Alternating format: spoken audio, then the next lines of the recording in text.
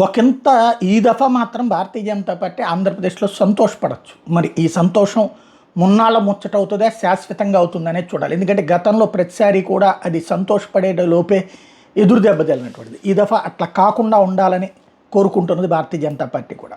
ఏంటి అంటే 2014-19 మధ్యలో తెలుగుదేశం పార్టీతో కలిసి కూటమి కట్టిన 18 తర్వాత విడిపోయినప్పుడు నెగిటివ్ వార్తలు రాశారంటే బాగానే ఉంటుంది.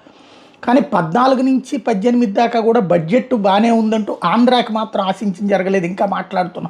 ఇంకా మాట్లాడుతున్నాం అన్నటువంటి ధోరణిలో ఉండేది.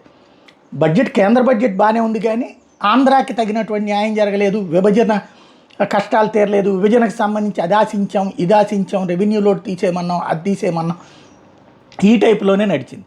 ఇప్పుడు జనరల్గా నడుస్తున్నాయి. బడ్జెట్కి సంబంధించి ఏమి ఇస్తారు, ఏం జరుగుతున్నది అనేటటువంటిది వివిధ రాష్ట్రాలకు ఇచ్చేటటువంటి రేషియో, ఆ రాష్ట్ర జనాభా, ఆ రాష్ట్ర ప్రాతిపదిక, ఆ రాష్ట్రంలో ఉన్నటువంటి గ్రోత్ రేటు, వీటన్నిటి కాన్సెప్ట్తోనే ఇస్తున్నారు. అప్పుడు ఇచ్చినా ఇప్పుడు ఇచ్చినా అదే. అదనంగా ఇచ్చేటటువంటిది ఫర్ ఎగ్జాంపుల్ ఏ పోలవరానికి లేదంటే బీహార్లో చెప్పినటువంటి విధంగా ప్రాజెక్టుకు ఇక్కడ ఏ మెట్రోకు ఇవ్వడం అనేటువంటిది అదనంగా ఉంటుంది. మిగతా అదంతా కంటిన్యూటీ నడుస్తుంది.